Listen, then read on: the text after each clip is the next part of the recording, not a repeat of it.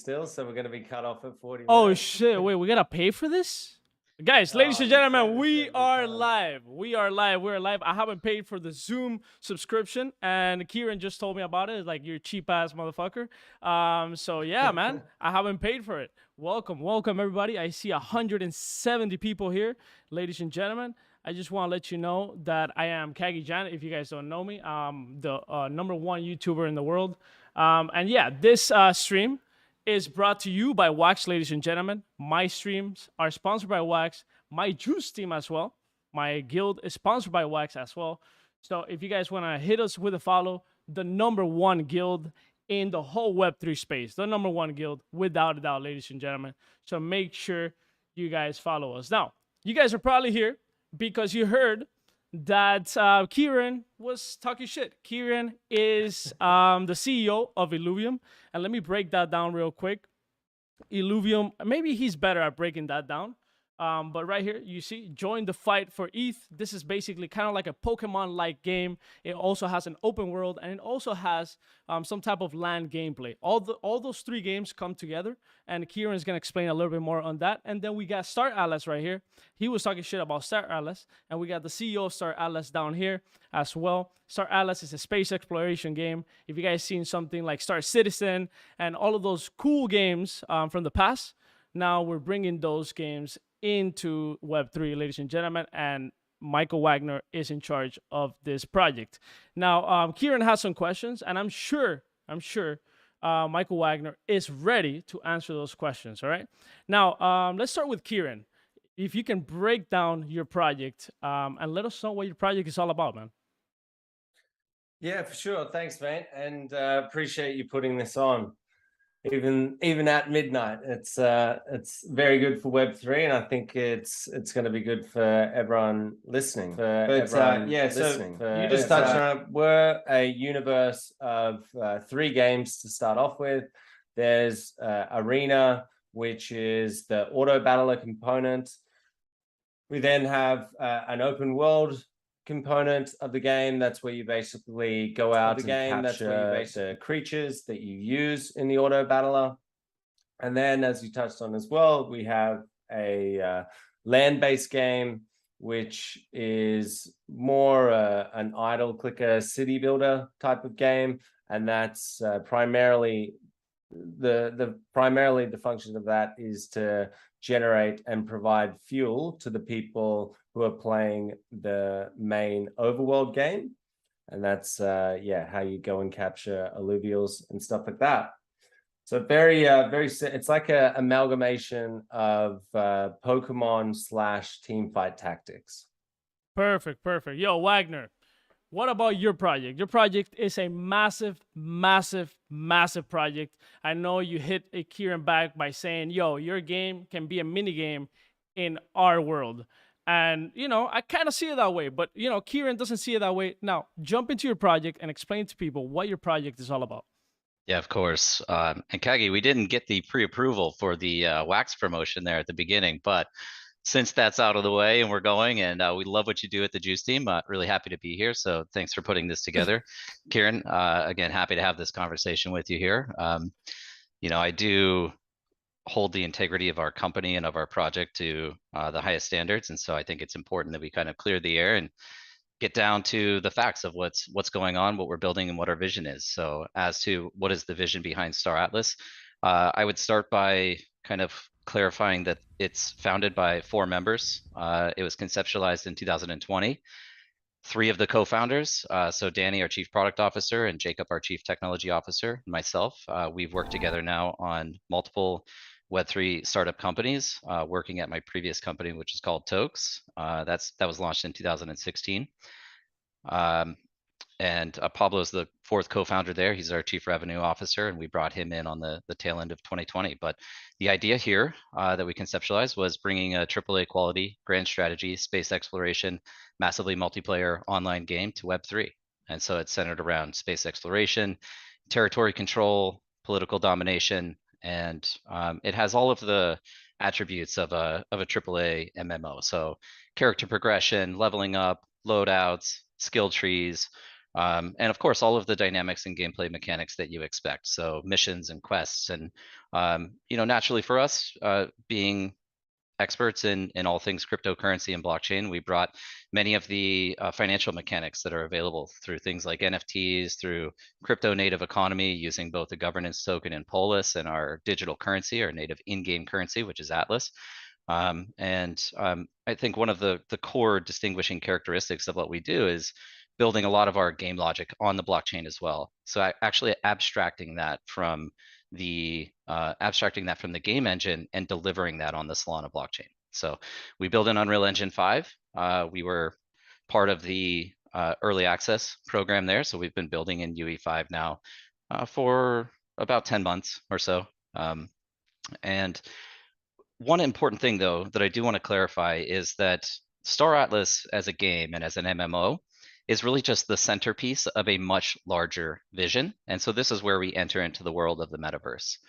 And our vision there is, and by the way, I do want to qualify that I don't think it's actually accurate to call any of the projects that are building around this metaverse concept as being an independent metaverse. I think of this as really being a much larger, universal, interconnected, and interoperable system. So we are an entry point into that. We are one environment. So that's why you call Illuvium a minigame into Star Atlas, right? So they can tap into the Star Atlas world and be a minigame in there. And I do want to clarify that wasn't I know it was a joke, necessarily intended to be disparaging. We actually have this concept of tangent worlds that we should get into, and we can discuss that a bit later in the call. But I will wrap up here shortly. But the broader vision of Star Atlas is a global, decentralized, interconnected, and open metaverse. So what we're looking to establish fundamentally is a strong open economy that people can participate in. And the metaverse encapsulates things like social dynamics and workplace and governance and education, and of course, gaming being a core application that will live inside the metaverse. But all of these things and all of these activities and this commerce, this will all exist in these digital worlds, which means the opportunity for people to participate in these immersive digital environments is massive. And so that's the big picture. That's the vision. And yes, it will take a long time for us to get there, but this is something that we're fully committed to and dedicated to building. Perfect. Now, let me jump into this actual debate, because obviously Kieran has some questions about Star Atlas, and I'm sure you got the answers for this. And if you don't, it's all good. I think it's all good. We're all building here, and we're all learning, right? Now, Kieran, how do you see the Web3, or not Web3? How do you see game development? How is game development supposed to be? Because I see a lot of people taking shots at Star Atlas. Not only you, some other developers out there that they don't mention Star Atlas. Sometimes they put little pictures and then they hint or something, and they say, oh, well, they have they're kind of outsourcing or whatever. How are you building your game? How do you think games should be built? Right. Yeah, so let's probably just draw it back, right? Because I have somehow I've gotten this image, or I don't even know, this people have this idea of me as this troll guy who just hates on projects and is out there to just destroy and mock other projects for no reason whatsoever, right? And to be honest, like it's just nonsensical. I don't have the time. The only time that I'll step in is when I believe that a Web3 project is taking advantage of potentially naive, very new adopters to Web3 gaming. And the reason I step in and try and protect them is they are critical for mass adoption, right? The first million people that come in here and are active players, they're going to bring the next 10 million and the next 100 million and et cetera, right? And so when I feel like, and it's obviously my opinion, and Michael can go into the reasons why I'm wrong and whatever, but when I feel like that is happening, I'm going to call it out, right? I did that last year with Axie. I said that their economic model is unsustainable, and I think I even used the word it's a Ponzi, right? Now, well, the team is unsustainable. The Axie team is also sustainable. So, like, you can't really compare Axie to Star Atlas, but yeah, keep going. No. I'm literally just Yeah. the idea of me calling out a project. Mhm. If you think this blowback was crazy, when I did it with Axie and no one would ever dare do that, it was 10 times worse. So I'm not out here to just be an asshole for no reason. I'm trying to literally protect what we have here because it's for the well-being of all of us who are properly building projects. And again, it's my opinion based on the last 12 months of me seeing few interviews here and there, me being told a few things here and there, and just purely looking at the scope of what Star Atlas is endeavoring to build, and some of the dates that they put out in AMAs and different publications, none of it adds up, right? Like if and I'll get into why. Yeah, please go into details, right? Like, what is it that you think doesn't add up? That you think, because this is very important. Something that you think, because you already said some people told you some things, you see some things that don't add up, but what 100%. Is it? And go right into the what it is, right? Sure. So firstly, we've seen 2 minutes of gameplay, and let's just go into what Star Atlas in their white paper is explaining they're going to deliver over some timeline. It's a question that I have for Michael. If it's 15 years, then that makes more sense to me. But let's just dive into it. So we got a grand strategy space exploration game. You've got land and territory control, vehicle and fleet control, including a broad variety of spaceships, space and land-based mining operations, player versus environment missions, player versus player combat, dynamic career system harnessing specialized equipment, and to just go for the holy trinity of features, we're also going to have it VR enabled. Right now, that is an amazing vision. I love it. I think I would play 10 hours a day on this of this game. And, it has a very, very, very similar vision to Star Citizen. And as we know, Star Citizen has a $400 million budget or has raised that much money so far. They've got 600, 700 developers that are working on this. They've been going for 10 years and they don't have a game. And yet here we have Star Atlas, a brand new Web3 game that is doing all of this, plus integrating blockchain into it as well. Now, I'll give them this. They have a lot of ties to blockchain. It seems like Michael's had a decent career in crypto, and they're working very closely with the Solana team. But I know from experience, because we're literally connecting these things up now, it is extremely complex to then add on top of it all that you're building this on blockchain. So for me, the first thing is when I hear things like we're going to have the first version that's playable in 2022, and the gameplay that we see is literally a single model of ship that is sitting there. It's a very standard humanoid character that walks, like literally the only thing we're seeing is walking to this ship, and then they look up at the ship, and that's it. Now, gameplay, to me, if we go back to here, there's no player versus environment missions. There's no PvP. There's no fighting of the ships. There's not even any weaponry that is being shown on these ships. There's no building of the ships. There's literally nothing, right? Now, we're talking, you just mentioned 10 months of development. I believe that all of this is happening. I believe Star Atlas is in this position where they obviously can't show better gameplay than that, because they don't have the team that Michael is suggesting they do, right? So that's my first question right there. Yep. Perfect. Michael, so we don't make this a monologue, right? Now, Michael, what is your thought on this? What is your reply to all of this? Jump in, bro. Yeah, I mean, there's a ton to unravel there. And Kieran, I appreciate you reading through the white paper because honestly, that does describe the vision quite well, and that is exactly what we intend to build. And the reality is yes, as I said when I was describing the vision during the introduction, is that we fully anticipate this to take a long time. At no point have we ever said that we're going to have a fully playable game within 1 year. Your criticisms online were with respect to how many personnel do we have working on this project. So I'll address that first. But secondary to that is that there's no way that we can deliver in 1 year, and that we've been promoting the fact that we'll have a full game in 1 year. We've never said that. In fact, our community went out and analyzed all of our communications since inception, and always I have said 5 to 7 years minimum for a V1 playable version of this game. Now, that's not to say that we're building for 5 years before we release anything.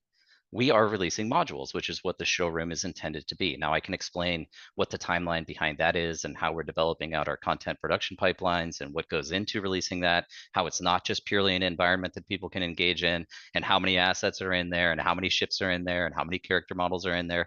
I can go into all of that. But to address your first question. If you could. Yeah, I would love to. Yeah, absolutely. So, but with respect to your first question, where are we at on personnel? Now, as I said on Twitter, we're currently around 240 people. Pulled these numbers on Friday, we are at 236 people. Now, how do we categorize those people? We have 132 that are internal to Star Atlas. Now, that's all things operations. So I'm going to start with the non-game, I'll call it non-game development positions. So things like our RevOps department, which Pablo leads up, and this is all things communications, growth, PR, marketing, comms, business development, right? So he wears a lot of hats, and he also has a production ops team that helps us with interdepartmental communications and coordination. So that's a team of about 30 people. On our ops team, so just things like finance and general ops and legal, that's maybe another 10 to 12 people, right? Our economics team is now 5 people strong, highly qualified individuals. And then let's get into the actual, art production, game direction. So this is, actually, let me focus on engineering first. We probably have 40 or so people that are in our engineering department, and this is all things, just call it web dev, infrastructure, and blockchain development. We have the largest. This is. I don't have certainty around this, but my suspicion is that we have the largest Rust development team building on Solana outside of Solana themselves. Again, highly qualified individuals with the most experience developing Rust. And to that end, we've actually deployed 11 on-chain programs. 9 of those are in production with no compromises and no vulnerabilities, I might add. So, again, very qualified. Now, getting into art production and game direction. This is obviously Danny's camp. Sorry, can you just go? Can we just go back there? You said how many devs or engineers do you have, like including Solidity and Rust and your actual gameplay, your Unreal devs? Including Unreal devs, internal. We have 40 across those 4 different departments. So this includes Unreal devs. It includes our how many Unreal blockchain devs do you have internally? Internally is probably 4 today. So let me get to the other component of this, which is this idea of outsourcing. These are co-creation studios. I'm happy to pull up a screen here if you'd like me to share it. We've spoken about. Should I share the screen? Yeah. If you guys, I told both of you, if you guys have anything new to share or want to share something, go ahead. Let's do it. Yep.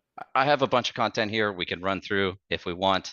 But let me just start with Spheresoft. This is one of the studios that we've announced the relationship with and the partnership with. Specifically in Spheresoft, we have 58 team members, and I do consider them team members. These are full-time, 100% dedicated personnel working exclusively on Star Atlas. Now, in addition to that, we have another, and you can see here the type of teams that they work with. By the way, this idea of co-creation or co-development studios, it's not new to building games. You can see Ubisoft, Electronic Arts, DICE, NetherRealm, right? Outer Worlds, Diablo, these are the types of games and products that they work on. This is a full suite game development studio. So I can't tell you exactly what the breakdown of their team members are, but it's everything. Like we actually do all of the art production. So their team is specifically tasked with integrating our art and working in Unreal Engine and building out the game in Unreal Engine. So, 58 just from Spearsoft. Go on. Go yeah, ahead. so yeah, just wanted to jump in there and just get a clarification, because you just said 130 internal. I just was quickly going through a couple of interviews, just making sure that that I was getting my facts right. In that interview, you said you had 210 people, so I think it was like 4 months ago or something like that. But you say you have 180 internal. Like specifically, he asked how many are internal and how many are external. In the interview, you say 180 are internal. Was that an oversight, or did you get rid of 50 people? No, I would need to see the interview, but I'm pretty confident I was referring to total team size.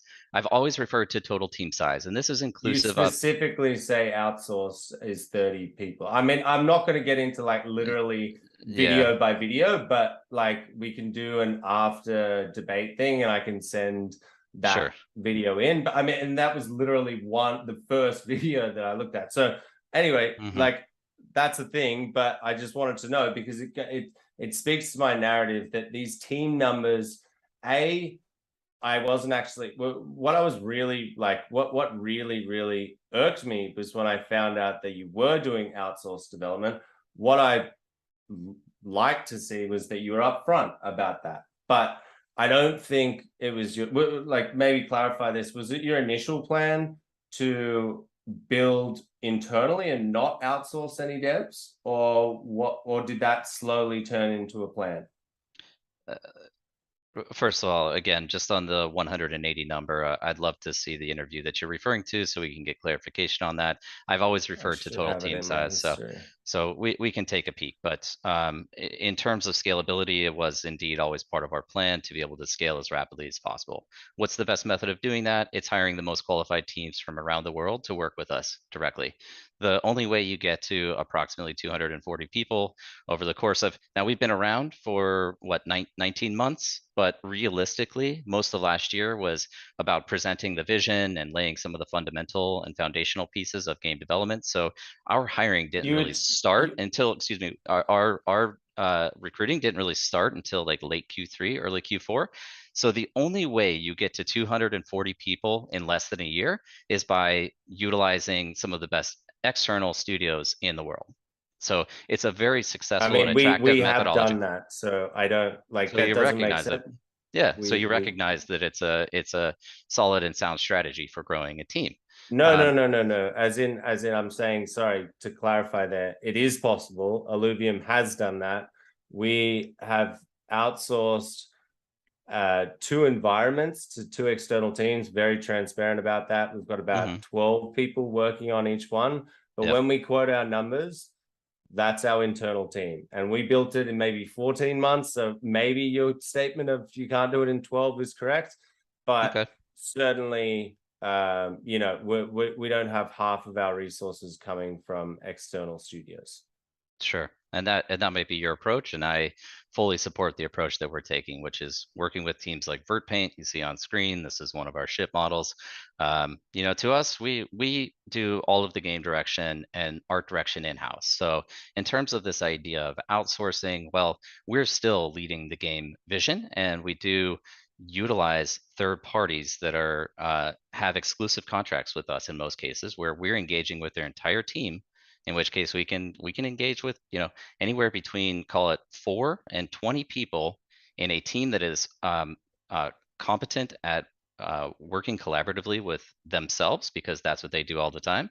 And then we can bring them into the fold and integrate them into our development process at Star Atlas. So to me, this is it's a very efficient way. It's a cost-effective way. And also, for what it's worth, not that we have any intention of disengaging with these teams, but in the future, if we get through the completion of certain aspects of game development, it also means it's not a financial liability or obligation on our part to continue to pay personnel that is no longer producing a certain component of our game. And so it's beneficial for them, it's beneficial for us, it reduces liability and allows us very rapid scalability in the way that we develop. And so it's a pretty optimal path. 1 second. Look, I didn't pay my Zoom thing. I didn't know this was a paid thing. Like, never in my I entire swear life. you did this last time. I did this last time too. Okay, We've yeah. had multiple I mean, interviews. I don't Now. use Zoom. I use Google, Discord. Like I'm kidding, man. I It's don't all know, good. We man. could just.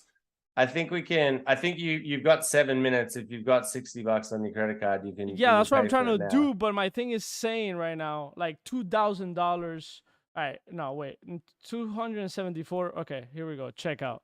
All right, go. Keep going. I'm gonna try to check out here. All right, my point is that we now work with 7 co-development studios. We're very open and honest about that. I've always included those numbers in our team numbers. I've never said this is, to my knowledge, and maybe it was an oversight. If I said 180 internally, maybe it was an oversight. I don't look at the team numbers daily, but that's fair enough. All good. Yeah, all good. yeah. Okay, Yeah. so just digging into that a little bit further. So you've got a whole bunch of internal team members. You've just said that you used to have your team members on the website, and like very similarly to us. Can you talk me through why you've only got yourselves as the founders there now? And one idea that comes to mind is, well, not comes to mind, that someone said to me was that it's because you guys don't want poaching. Is that right? Yeah, precisely. And just again, I don't want to go tit for tat here, but you know, we've taken a look at it, at your team size on your website as well, and you have something like 104 people on there. I mean, you guys are you're suggesting that you have over 200 people on your team today as well. So, I mean, you guys aren't listing everyone, but bottom line is we do have people that are trying to poach from our team, and we have solicitations daily. Now, a lot of our team members have Automata, which is the studio behind Star Atlas, or Star Atlas directly on their LinkedIn. So, I mean, it's pretty easy to go do some research on LinkedIn if you want to get a sense of what the actual internal team size is. It's no problem. I'd encourage you to do that. But Yes. what we don't want to do is spend our time in talent acquisition, recruiting the best people and most talented people from around the world, and then have someone else identify that as an opportunity for them to come solicit them. Fair enough, and I can sort of appreciate that. I mean, I've never had that. I've never had that thought myself. We've never had anyone leave our project, and I'm super confident. I think in your case, it would benefit, because I went to your LinkedIn as well, and you've got about 15 engineers or like people related to game. It's very heavy, like ops, marketing, finance, growth, all that kind of stuff. But the thing that really irks me is that you don't have like 15 or 20 of like your top guys that, you know, hey, they've got tokens that you've given to them, they're open about it, they're like, why are you scared that they're going to leave is my thing, right? Like, don't you have a core bunch of leads in your team that you're like, well, they're not going to be poached, so we have all these people who are like, we've got a scope that looks like a 10-year game that we're going to build like in 3 to 5 years, like you're saying, but like we should probably show that we have some team members. You know what I mean? Yeah, What's your I mean, thoughts on that? well, I mean, my thought is that, like, generally speaking, we're very we are transparent. This is another thing that came up, and we're very communicative with our audience. And you know, broadly speaking, I think let's let the product speak for itself. And we have a ton of enthusiasm around the work in progress videos that we have released, and the weekly roadmap updates, and our, you know, every 3 weeks our town halls, where I'm on stage, and it's an open Q&A format for all of our community. Now, with respect to having the team on the page and having fear of them getting poached, we have extremely passionate people. In fact, you know, I could also just share another video that went out on the Twitter this morning. Brad Warren, he's a gameplay engineer that we just brought on board, and he's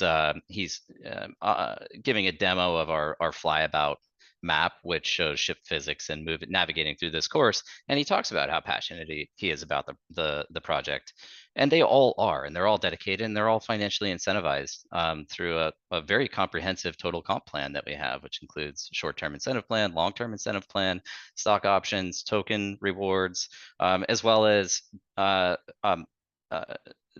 like highest level compensation for the particular job position. With that being said, I'm also a big fan of risk mitigation. Why do I want to expose my team members to all of this external noise when we have a lot to focus on internally, a lot to build internally? Because you I have a might as lot well. of people questioning your project, and rightfully so. Like, you got to recognize that, dude. Like, I mean, Kieran, it's just insane to me that you're Kieran, dismissing that. outside of you, my friend, we don't have anybody questioning our team size. What? Yeah. Mates, look at your YouTube comments. Like, bro, come on. Like, we gotta. Okay, but you can't base it on YouTube comments, right? Look, I mean, yeah, like, you okay. base it on the videos that developers have created and are saying, like, this doesn't make sense. If you're saying that you don't have an open-ended question out there across crypto, Twitter, mainstream gaming devs, if you think you don't have that question mark, then you're oblivious. Like, I'm sorry, like, you do. Until we had it. The reason I know this is because we literally had thousands of people saying your game is bullshit, you can't build it that quickly. Now, the reason why I get so frustrated is because it was freak luck. It was ridiculous ambition. It was so much hard work for us to build an internal team to get a beta out in 12 months that has 11,000 you people said playing 7 months. You said 7 months. So like, hey, What's that? you said 7 months for your beta too. So you gotta you Oh, also with the delay. You also delayed. So that No, let's be fair 100%. here. Let's be fair. That's my point.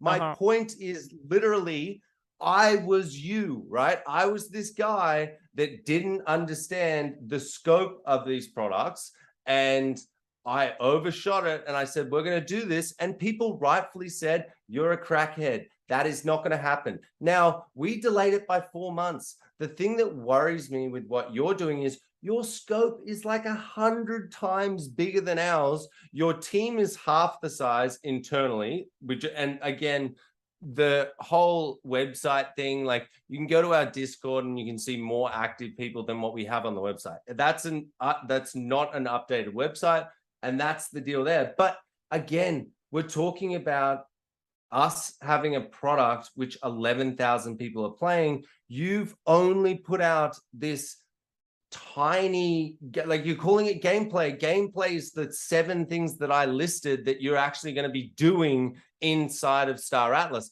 It's not walking around a showroom. Like, that's not gameplay. So, like, I don't know. Like, for me, there are a lot of questions here, and it's almost like you're just dismissing them, or you're choosing not to believe it. I don't know. Can I ask, why does it worry you so much about what we're doing? Because I don't really spend any time thinking about Illuvium. Just to be honest with you, I focus my energy on what we're building. So I'm just curious why it worries you so much. And I had a feeling you'd say that, and that's why I opened with my initial statement that said, I don't give a fuck what you do, right? As long as you don't pollute the Web3 space, go and do whatever you want. But as soon as you start selling NFTs and saying, we're going to bring you the first initial thing of Star Atlas in 2022, call it a module, whatever you want, and what you were up to in July is you literally have a super basic tutorial where it's a person walking through, that is when I have to say, please stop wrecking our retail investors, who are going to be my investors potentially, and other AAA games investors. That's why I care, because I think what you're doing is unethical in my eyes. So I think by and large, though, what it comes down in your case is you're a bit intimidated about what we're doing. You're a bit jealous of the success that we've encountered, honestly, and a primary motivator for you, Kieran, I'm going to be honest here, man. I'm going to be honest, man. A primary motivator for you is the money. Like, you've communicated that on Twitter in the past, that 100%. Like a large component of your motivator is the money. That's not the case for us. I've been building in Web3 for a long time, man. Long time. We have a very broad vision. I'm fully committed to this. This is my life's work. I'll be doing this forever. Now, with that being said, you know, this idea that we're damaging the Web3 ecosystem. Sorry, cat's jumping on the screen there. Web3 ecosystem it couldn't be more false. We have an incredibly passionate community who I'm very in touch with, who I interact with on a daily basis.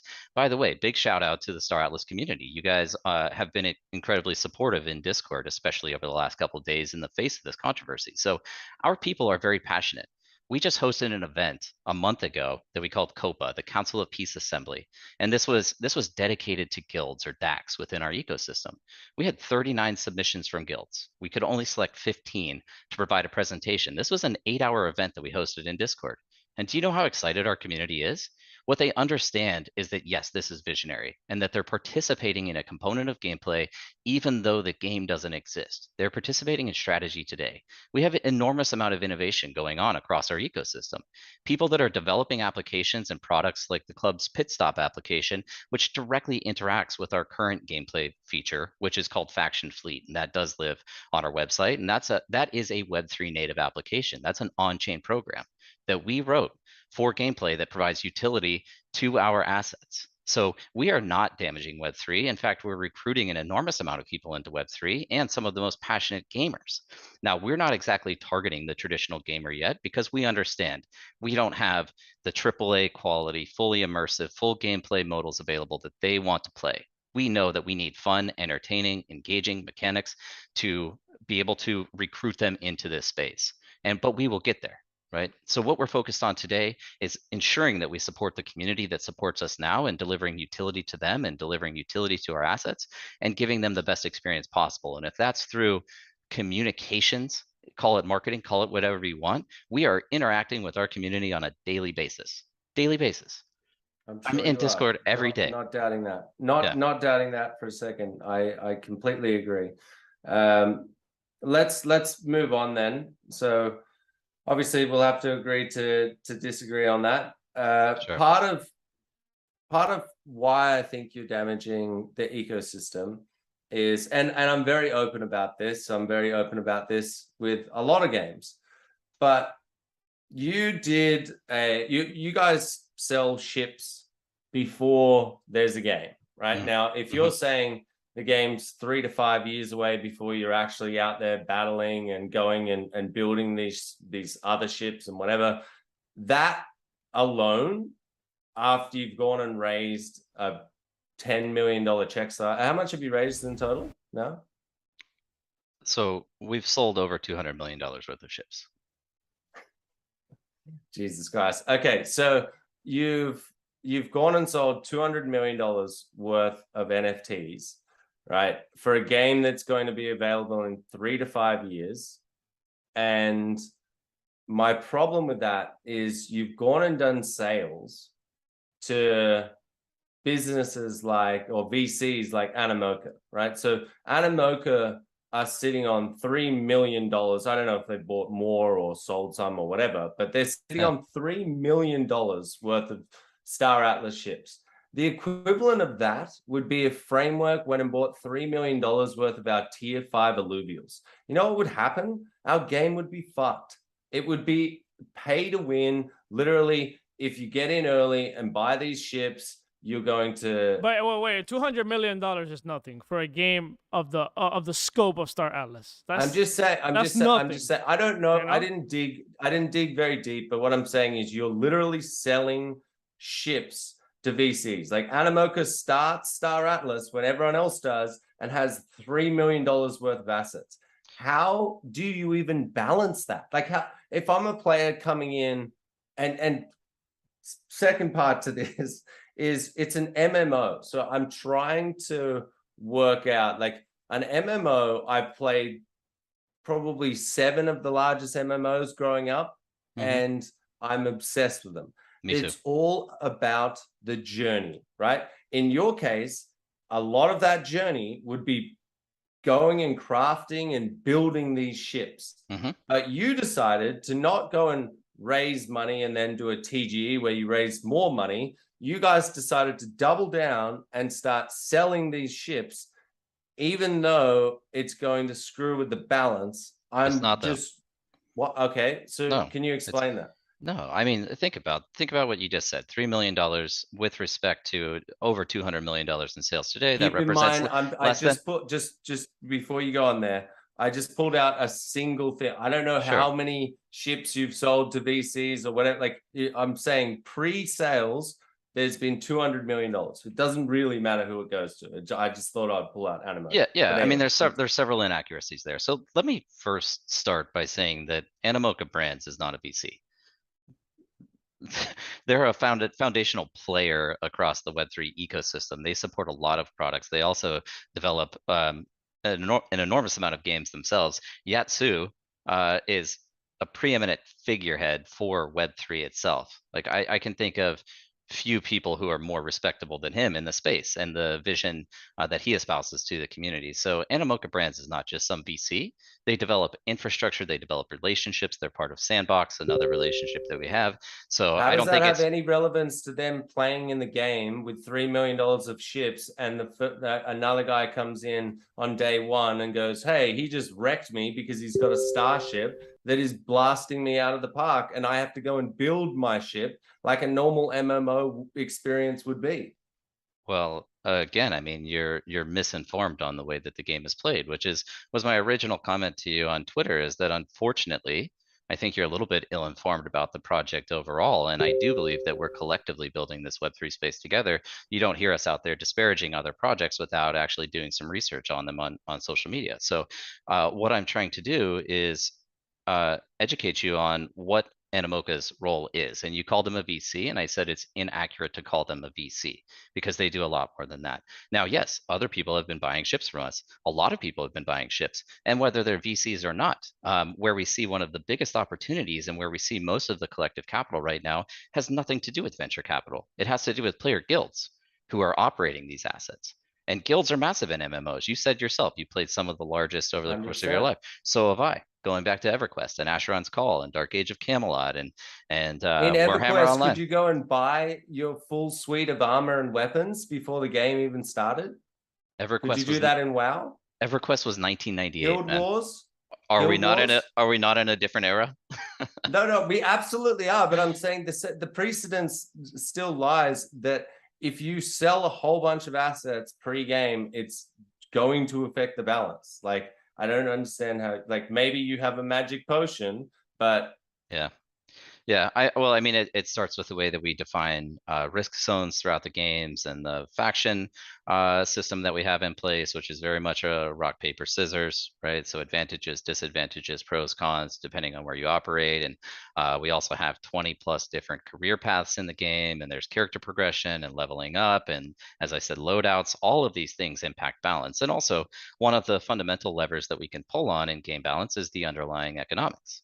Right. And again, we hire specifically hire across 3 different sub-disciplines of economics, which include game economy, it includes token economy, and then this broader concept of the metaverse economy going forward. So these are all the levers that we can pull on, and we can create balance across the game. And it's not just about who gets the initial assets, which, by the way, are also deriving utility from our first gameplay modal, which is called faction fleet. And so it's ebb and flow. We are providing value to the player. The player is providing capital to us through the source of revenue, which allows us to build out this massive vision. And to your earlier point, my last point here is that Star Citizen raised some $400 million and they've been in development for 12 years. Well, we surpassed by far what they ever would have accomplished in the first year, at least in terms of revenue, which gives us the capital base and the finance necessary for us to continue to develop this vision into the long future. So if I boil down those words about balance, because there was a lot of words about balancing and how many people you have doing it and whatever, but if I boil them down, it sounds like you have plans to nerf these ships that you have already sold in order to keep the balance. Or are they going to be good ships, bad ships? Oh yeah. So look, we have 145, 144 ship models that are already fully scoped out. We have all of this starts, by the way, with data. every single ship starts in a spreadsheet. If people aren't aware of that, that's essentially how game development works. Every single ship started in a database with as numbers, right? Now it goes from there, it goes into concept art, and it goes in, obviously modeling, and then animation, then VFX, and sound effects, and all of the things that it takes to get a ship fully produced in an engine like Unreal Engine. We have the ship attributes predefined, so that's how we define balance. I mean, I'm not going to share them, but if you can, for obvious reasons, but if we could share the data tables of what our ship balance looks like, it would be pretty obvious to you that we think extensively about what it takes to create balance between all of the different ship types, not only ship models, but the ship types. So freighters and transporters and fighters and racers and any number of probably 7 or 8 different classifications of ships. I want to jump into this. I think there should be a collaboration between Illuvium and Star Atlas. This is what we should make happen here, to be honest. That's what should happen right here. So some type of skin, some type of some type of pet inside Star Atlas. I know Star Atlas has pets. Some type of Illuvium pet inside Star Atlas. That would be sick. Add pets into the scope. Why not? Fuck. Jesus Christ. Well, we already have pets, actually. We already have pets. No, I'm sure you do. I'm absolutely sure you do. I don't know what you don't have, to be honest. But yeah, look, I mean, thank you. Honestly, we collaborate with. I mean, I haven't seen any of it, but hey, we've heard about it. But look. But you talk about a lot of things that you haven't seen or haven't researched, like pretty obviously. So you've heard things. A lot of hearsay. I mean, dude, all I'd be doing if I was you is putting out some actual gameplay, and I have none of that to look at. So what do you want me to go off? Like, genuinely. Yeah. Well, what we do is demonstrate progression over time. So, right, this is why we've been releasing these videos. You talk about us using, off-the-shelf assets. I do want to clarify, we don't use any Megascan libraries in our game development whatsoever. And I know what you're going to point to, and it's probably that one video we released that had the UE5 mannequin in it. And yes, we do use placeholder assets as we're working through various aspects of the content production pipelines. That's I didn't even know you'd release that, but no, I see a new gameplay. Somebody said on and I'm not trying to take sides here, guys, by the way. Some people are like, oh, you're taking sides, blah, blah, blah. Look, I like Illuvium as much as I like Star Atlas. I like both. They're both my dads. Although Kieran kind of denied me as a dad. But like, all trolls aside, I respect these two guys very much. I'm not taking any sides. I think it's two different projects, two different scopes, and it's fair that that Kieran has all these questions. To be honest, it's even it makes me even more bullish on Star Atlas, because now he's applying pressure. It's good. It's all good pressure at the end of the day. But somebody said that there is some type of like gameplay that just released on Twitter. I don't know if you can call that gameplay, but it's kind of like testing, kind of like the spaceship and et cetera, on the Star Atlas. Yeah, so that was my last thing, right? And this really irked me. So you've got no gameplay, like, for all intents and purposes, you have no gameplay. Like, actually, the gameplay that you're suggesting this game is going to have, it's not walking around and looking at a showroom, right? So you have no gameplay, yet the UI is surprisingly polished. Now, that would be what I would do if I had no substance behind it, because that's the type of thing that gets a layman who doesn't understand game development. The last thing that you're doing is the UIs, right? You're trying to focus on building the game. Yet there are these really polished UIs on all of these gameplay things that you put out. And that makes me think the marketing department is sitting there like, make it look like we have a game, and they'll not really realize that nothing is actually happening here. And it's really good. Like, you do a really good job of it. And like, can you explain that? Like, why you've spent so much time on UIs and not gameplay? Yeah, so let's talk through this concept of the content production pipelines and what it takes to build a AAA level game. And In fairness and in full transparency, this is not my specialty, right? I'm the finance and economics guy, and helping lead the vision here at Star Atlas. But it's really this incredible team that we have that's obviously helping bring this vision to life. So I'm going to just pull some content that Danny shared with me that kind of speaks through the process of what it takes to bring something like the showroom to life. So the showroom itself. Uh, what I'll suggest, and where I agree with you, is that this is not about the immersive, fully engaging gameplay that we're ultimately getting to. It's a demonstration of capability. It's more than an environment, though. This is part of the process that we use, again, to build the foundational technology that's necessary for us to deliver on that bigger vision in the long term. So staying true to this idea that we're not pulling just from Megascan libraries, which are things like, you know, textures and details and things that you can just drop into UE and get an environment out. We're currently in the process of building out all of our master material libraries. So things like foliage, architectural, toilets, sinks, kitchenettes, doors, windows, metals. These are all components that we build from scratch that we can then reuse throughout the rest of the game. And by the way, this idea of like master material libraries or just general material libraries, this is what makes Star Atlas Star Atlas. This is what gives us our unique aesthetic to the gameplay itself. So also on material libraries, working through concrete and asphalt, wood, marble, all of the things that you're seeing in the showroom. Also, by the way, working on the nanite workflow. This is unique to UE5. It's also one of the primary reasons why anybody would want to adopt UE5 because of nanite and lumen. I know you guys just made the transition or you're looking to adopt it, which means you're probably going to need to refactor a lot of your models to be able to be compatible with nanite models and the high poly version and low resource requirements. Nanite is, no team has experience with nanite. It just came out. So even Spearsoft is learning how to work with nanite right now and the complications that that introduced. So we're refining that pipeline, our character pipelines, patterns, colors, material attributes, the number of polys per character, working with metahumans, our photo mode, our cinematic mode, all of our UI, our VFX that you referred to. These pipelines are in production right now. Lighting, decal textures, transition materials, our audio.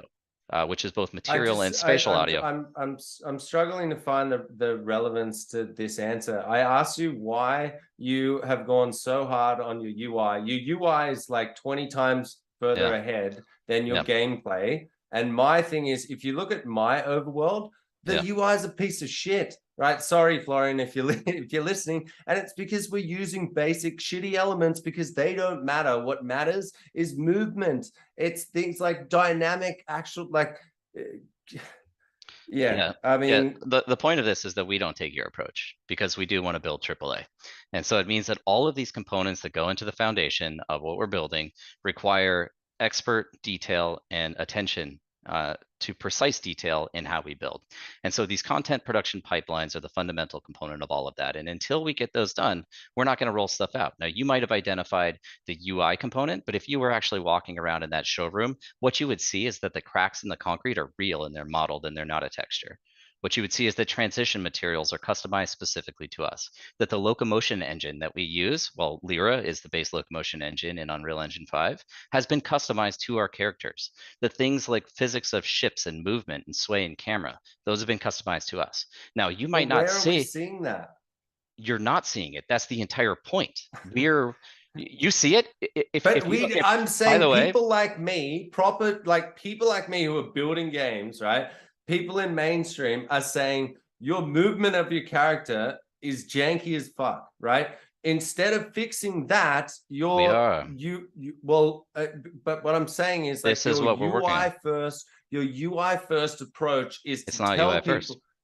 first. That's what you, just because that's what you notice, what I'm telling you is what we're working on right now, which is why, like, building an environment like this for us is critical for our long-term success. Because once we get these things dialed in, once we get character motion and movement improved and smooth and seamless, well, then we obviously get to reutilize that technology throughout the rest of the game, right? So people think about the showroom as being this digital environment, but we're creating the building blocks right now that we can then reuse going into the future. So you might have identified the UI as being highly polished and beautiful, and it is, completely agree with you. But all of these other things that maybe you don't notice as a detail are things that we're working on.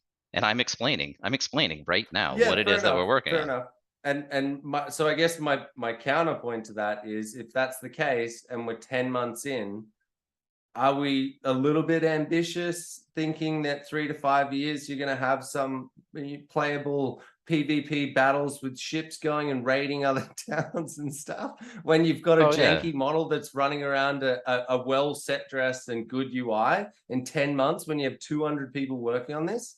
Like, that's what I'm getting at. Like, the scope of this is ridiculously big. Like, I don't even think you understand that, like, genuinely. No, I do. I do completely understand it, because this is what I spend all day, every day on, even through the weekends. And I only listed, by the way, I mean, I'm sure you didn't want to hear the rest of it, but I only listed about half the things that we're actually working on, content production pipelines. So also things related to ships and multiplayer. And by the way, speaking of building out fundamental technology, we also developed an SDK that we call the Foundation SDK, which is the first Solana native integration into Unreal Engine. This hasn't been done before. We as a company, we actually work across 5 different product lines, and UE is just one of those. Our WebGL-based 3D web game is another one of those. Infrastructure and architecture is a third. It's kind of like standard setting, if you will. We also have a mobile division, and then clearly one of our core product lines, which we think is absolutely essential to things like P2P transactions, is the marketplace program that we rolled out. And all of this is obviously encapsulated by the DAO and the governance structure behind all of that. So yes, there's a lot that's being worked on. But again, I'm here for the long term, man. Nobody's like trying to overhype this. We are very, very open and honest about where we are in our state of development, which is why we always provide roadmap updates on a weekly basis, and why I personally appear on town halls with our community in an open Q&A format every 3 weeks. And we do it on a 3-week basis, because that's when it's the week following the week that I get all of the engineering demos. So I understand where we're at on the progression of development. So that's our format, man. And again, if it takes longer, it takes longer. But the reality is, we could not be spending more time or more passionate about what we're building. That period. That's it.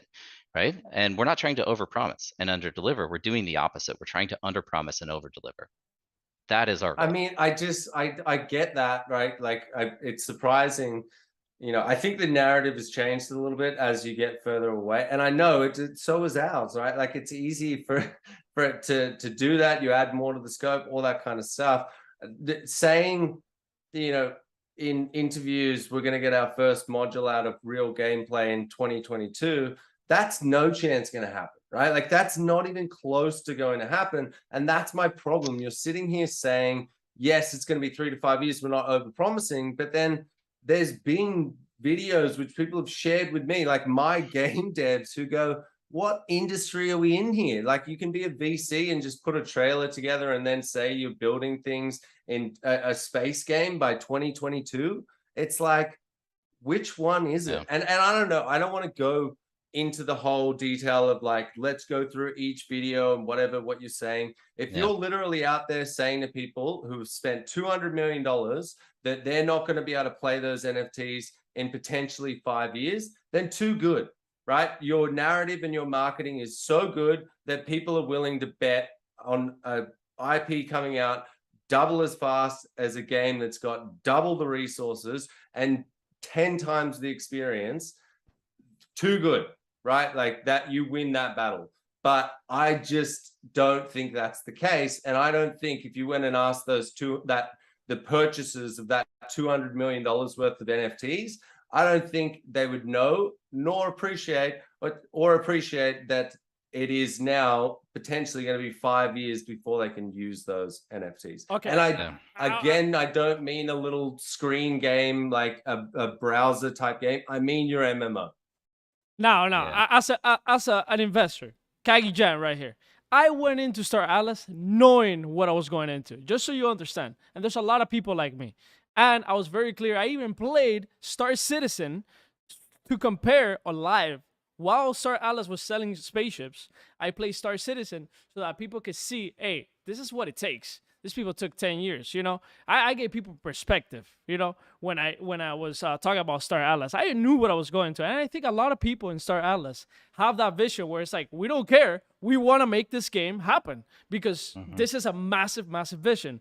And I don't think it's also, and this is just me kind of defending Star Atlas here a little bit. I don't think it's Star Atlas's job to now educate every single person that buys a spaceship and tell them, hey, yo, you won't be able to use it, right? You won't be able to use it like tomorrow. Like, come on, man. Like, are you kidding me?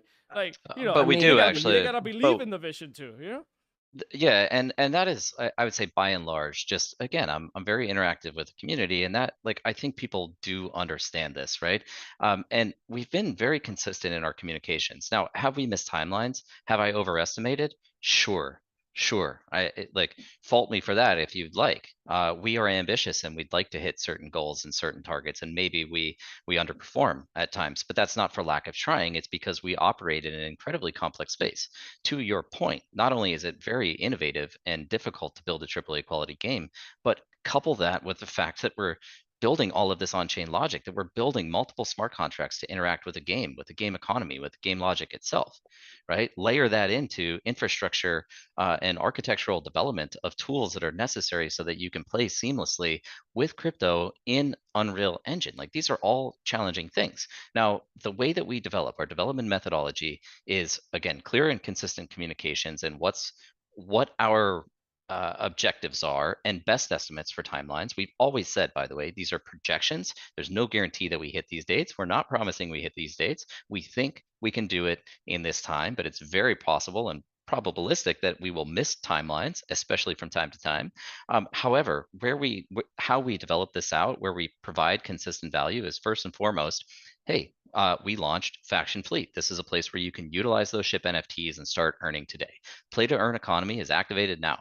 People are making Atlas. That's again, once again, that's your browser game that is not your MMO and not what people thought they were buying the NFTs for. But anyway, no, it's precisely what people believe to be. They're happy with the fact that they're deriving utility from their NFTs today. And we also have the next.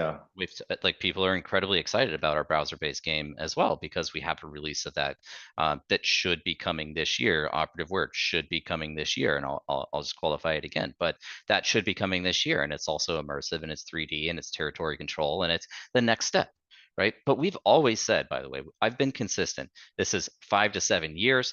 3 years would be the most optimistic I could ever be about delivering game, and it would require a lot of things to be favorable to us, including generating a lot of revenue and us being able to scale a team rapidly enough to deliver on all these things. But ultimately, 5 to 7 years has always been my messaging to the community, but it's also been, we are going to produce components. And as we produce components, these modules, you get to interact with those, and we continue to enhance gameplay. Now, you as a player, for the first time in history, get an opportunity to get a peek behind the curtains. You get to see this development process, and you get to engage with a game as it's developing instead of waiting 10 years.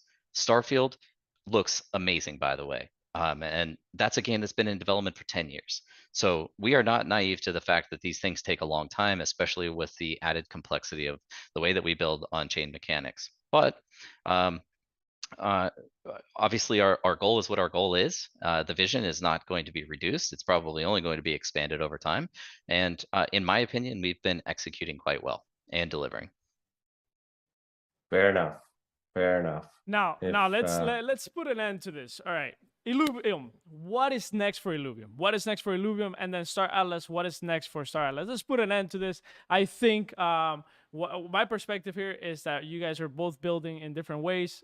Kieran doesn't agree in the way you're building. He thinks that you're building UI. There's some things that should be built first. And you think you're building the right way, Michael. At the end of the day, two different ways of building. I do see Kieran's point. Star Atlas, massive vision. People got to understand that they're buying into something that is huge.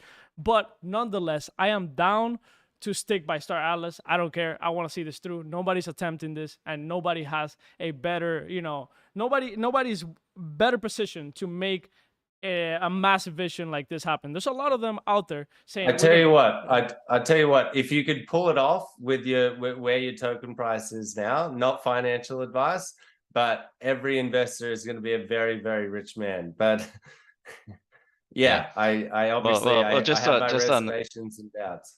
Yeah, we did look into that as well. And for what it's worth, we outperformed you guys. Not that I want to get into anything token speculation related, but especially with your guys' vesting starting to unlock now in June. But with that being said, honestly, I think this is a healthy exercise. Kieran, whatever, however controversial it was that we came here, I do respect you as a CEO, as a founder, as a builder, knowing that you're an entrepreneur. I do want to extend, no hard feelings from my standpoint. I'm glad we had the conversation. I do want to extend an offer for us to collaborate at some point in the future if there's any interest. Again, I wasn't trying to diminish you guys with the mini game concept. We have this idea of tangential worlds, but it's interconnected metaverse entry points. And so if there's any way that our players can interact with one another and there is interoperability, I'm totally open to that. That is what we are building in Web3 for, is this idea of interoperability. So extend an olive branch to you, and would totally be open yeah, to. I mean, I tell you what, if you guys can, once you get to gameplay, because we can't partner up with someone that we are doubtful that they can deliver, right? Because then we're going to be screwed as well. We don't want our brand tainted by partnerships like that. And so when you get to the stage where you've got actual gameplay, and my game devs who have been building games for 15, 20 years go, okay, I actually think that this can be delivered, then 100% we'll happily jump on board. But this is not a personal attack against you or anything like that. I would be doing this with anyone that had pulled in as many players or potential players as you guys have, that I'm concerned about. It's nothing personal. So yeah, if we do get to that stage and maybe you say, screw you should have partnered with us 2 years ago, now we're here, maybe that happens. But yeah, I'm about protecting our investors and our community. Now, Kieran, what's next for Illuvium? Because you guys have a beta right now. What's next? Yeah, so we got quite a few things. So we're going to open up the beta to 25,000 people. We've got 11,000 that are playing at the moment. That's survival mode. Then we've got the Illuvium alpha coming out. That's super delayed at the moment, which is not great. But the reason for that delay is we don't want to launch something that isn't AAA. So we've done a massive overhaul on the graphics and a bunch of gameplay and UI elements. And so that is that's going to launch very, very soon. And then you've got the private beta 2, which introduces a ton more characters for you to play with and a bunch of other features. Cool. And then eventually overworld later in the year. Yeah. And let me ask you a question, bro, because a lot of people, including myself, I know you guys are having an open world. This is what I'm in Illuvium for, honestly, the open world. I see myself like just hanging out, trying to capture Illuvials, et cetera. Are you guys planning to make this MMO? I know a lot of people want it. I know you guys have a DAO or some type of system where people can vote. I know that it's very important, for that to go through the system, although I'm pretty sure you can also propose that in the system. Is that something you're thinking about? Like, because we want that. As I said, they're the games that I probably spent the most amount of time on, and I've played a lot of sports games as well. So yeah, an MMO for me, either that or a MOBA. But again, you're talking, if we go MMO, that's an expansion that's going to take 5 years plus. And even a MOBA, it's going to take a long time. And we've proven now that we can deliver at an extremely fast pace. Like that beta coming out in the, whatever it was, the 15 months or before it was released, like that is super fast. So, but yeah, at the same time, these things are huge scope and they'll take time. And we got to get the council to approve it, as you know. Michael, what about you? What about Star Atlas? What's next for Star Atlas? And let us know about the DAO, because I'm not sure you guys have implemented the DAO.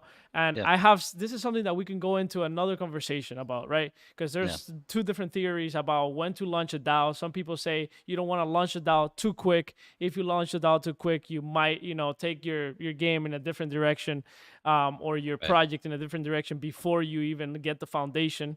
But then Kieran went ahead and Avagotchi as well launched their DAO right away, as soon as their game kind of like launched, they had it up and running. So maybe you have a different like perspective. And I know a lot of people have your perspective of launching DAOs a little bit later, right? So, yeah, I mean, we think a lot about this idea of the path to decentralization, which is, formulating the strategy of turning over control of the ecosystem over time and what that looks like. Maybe let me just start by recapping our 426 live event that we just hosted. And through that process, we actually rolled out 4 kind of key announcements, if you will. The first was the launch of our new marketplace program. And coupled with that is the launch of an affiliate or referral program for users. It's called Star Path. So that's kind of like rewards for referring users and the ability to redeem those rewards for ships or assets across the ecosystem. We did roll out the first version of the Star Atlas Dao. So this first functionality is focused primarily on locking of tokens and some reward emissions as a result of that. But coming next and within this year, we're going to be adding a component for Atlas locking as well. Again, thinking thoroughly through tokenomics and creating value and utility across the entirety of the ecosystem. But we're also focused heavily on the discourse, which is the forum where communications will take place, and the proposal and the voting mechanisms. Now, and then the fourth is that we did announce a partnership relationship with iBuyPower. So iBuyPower is one of the largest PC manufacturers in the world, and we're doing. King is a member of the community. He's also a representative at IVP, and so this was Santi, our head of community, kind of brought this relationship in, and it just made a lot of sense for us. It's not so much about marketing. It's just they're supportive. We're supportive of what they're doing. So we're doing some co-branded stuff. But with respect to the DAO itself, adding this functionality over time, what we're also doing right now, not only through the establishment of the Star Atlas Foundation, but Dan Park on our team, so he's general counsel, but he thinks a lot about the whole concept of decentralized governance. So we're forming a constitution. We're forming pretty much the DAO bylaws, and then we created what we call the PIP system, or the Polis Improvement Proposal System.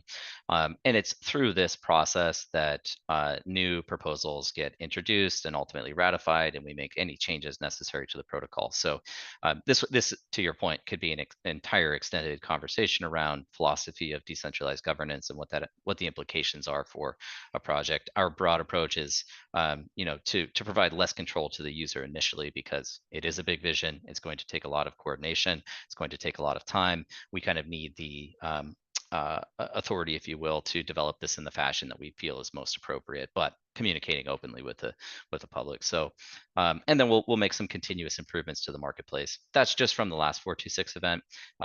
Coming up, it should be in August, actually. We're hosting the next product launch event. We'll figure out what format that's in, whether it's on Twitch or Discord. But during this, we have a couple of major things coming up. It's the showroom module that will be officially released as a pre-alpha state. We have our graphic novel. So this is kind of comic book format, if you will, but it's lore, it's background, it's story that leads into modern era Star Atlas in the year 2620. We also have updates to the Atlas locking, and then again, continuous development around the DAO. And then there's some special stuff in there that we're going to be including as well. So that's coming up. And then a little bit later this year, probably the most anticipated release of the year is actually not our Unreal Engine client, because it is early stage, but it is actually this 3D enabled WebGL game that we're building in Play Canvas that's going to be launched in the browser. And this is all the territory control component of it. So it's modeled, I would say, similar to Stellaris, not a direct replica, but it's all resource gathering and star-based construction and star-based capturing and destruction. And then it's an open map PvP format. So all players actually across the Star Atlas ecosystem, which we have 100,000 people that are currently daily engaging with our faction fleet module. So we would expect probably a similar number of users, maybe less just because it's more time intensive, but a similar number of users to actually interact with our, we call it Project Scream today. Ship configuration, resource extraction, and missions was the original idea. That's changed a little bit, but in any event, that's kind of the most anticipated release of the year because it activates the economy. You know, ultimately we get crafting, we get ship configuration, and we get that PvP, the fun territory control and battle that people are looking for. So that's kind of the rest of the year for us. Perfect, perfect. Well, ladies and gentlemen, this was very, very fun. For me, it was really, I came to do this as a joke, to be honest. You know, some people are like mad in chat, like, oh, moderator, shut up, do this, do that, blah, blah, blah, this and that. Look, honestly, this was all a joke in reality on Twitter, and then it kind of became a little bit more serious, and, you know, real concerns were brought up here, and I hope all of you kind of understand both sides. And, you know, let's see what happens. Let's see what happens down the line. Let's see what happens down the line. I'm going to keep supporting both projects, Illuvium and Star Atlas. As always, I support many, many projects. I am the YouTuber that supports the most projects out there. The most. More than 30 projects I'm invested in. You know, I'm invested in more than 30, 40 projects. And I do content for them. So, you know, I kind of know a little bit of everything out here. So, ladies and gentlemen, if you guys want to follow Star Atlas on Twitter, go ahead. Twitter Star Atlas. I'm gonna drop the link. Boom, and I'm gonna do the same for Illuvium as well. Let me go ahead and put Illuvium right here on the chat. Go follow them and see what they're up to. I like both projects. You guys should stop hating on the moderator, the absolute god. To be fair, like, you can hate all you want, but he's the one who drew this debate out of crypto Twitter, and there's not many people willing to put their brand on the line for this type of thing. So I really appreciate it. I think everyone else should. I don't think there's any other content creators that would have been able to muster up 2 CEOs to go toe-to-toe like this. So yeah, I think you did a really good job, and you know, you're not a professional moderator, so hey, bro, now you're taking shots at me. Now you're taking shots. You know, I'm not professional. He did a good job, bro. I am the best moderator out there ever existed in the world. I should have a statue in Illuvium and Star Atlas. That's all I gotta say. That's all I gotta say. But anyways, let me put your Twitters real quick so people can follow you guys as well right here on chat. And let me pull up your Twitter, Kieran, before we leave. All right. Ladies and gentlemen, thank you guys for watching. Here, the Twitter for Kieran. Much love. All right, guys. Yeah, while you're doing that, Thanks just thanks, Cagy. Again, I just want to say a big thank you to the community. I know a bunch of Star Atlas communities listening in. I know a bunch of the Star Atlas team is listening in. So big shout out to you guys. You absolutely crush it. Appreciate all the work that you do. Wouldn't be here without you. But Kieran, hey man, I appreciate the time, and I think these are healthy for the ecosystem. So thanks again, Cagy. 100%. Yeah. Awesome. Okay. Thanks, Michael. Thanks, Bye, guys. Cagy. All right, See you guys.